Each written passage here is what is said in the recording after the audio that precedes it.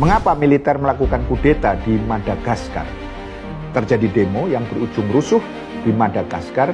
Sebanyak 22 orang dilaporkan tewas imbas kekerasan yang dilakukan oleh pasukan keamanan.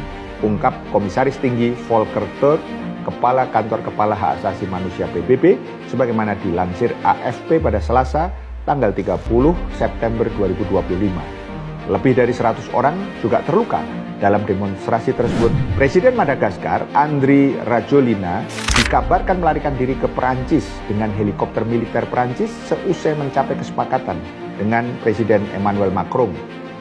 Setelah itu, parlemen memakzulkan presiden dan mengangkat pemimpin kudeta militer, yaitu Kolonel Michael Randrianirina, sebagai presiden sementara untuk masa maksimal 2 tahun. Apa yang sebenarnya kemudian terjadi? Pertama, unjuk rasa yang ada di Madagaskar dilakukan oleh generasi muda sejak 25 September 2025 dengan pemicu utamanya memprotes kelangkaan air dan listrik serta kemudian kemiskinan dan dugaan korupsi. Namun tuntutan itu kemudian berubah agar Presiden Rajoelina mengundurkan diri. Demo ini didukung oleh personel militer dari Administrasi Personel Angkatan Darat atau Capstat.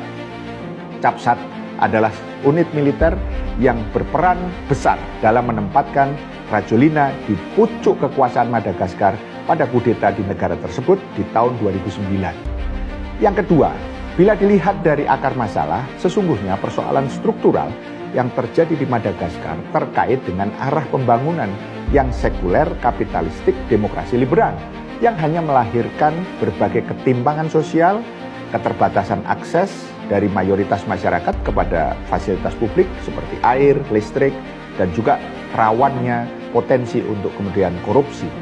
Ketiga, presiden harusnya lebih responsif dan bukan malah reaktif represif, bukan malah kabur, akhirnya dimakzulkan.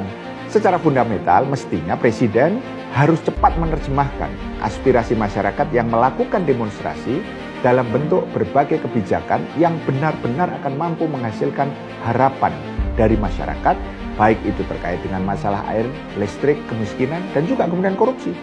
Keempat, kepemimpinan dalam demonstrasi ini anonim. Kelompok di balik aksi ini mayoritas adalah generasi Z. Tetapi dalam kasus Madagaskar, kelompok cair seperti ini rawan disusupi untuk terjadinya kerusuhan dan korban jiwa. Bahkan lebih jauh dan terbukti kemudian bahwa demo ini ditunggangi pihak elit militer yang akhirnya melahirkan pemakzulan dan kudeta militer terhadap presiden. Yang kelima, meski sudah terjadi pergantian presiden hasil kudeta militer, perubahan yang terjadi sesungguhnya hanya bersifat pergantian elit, sirkulasi elit dari sipil ke militer.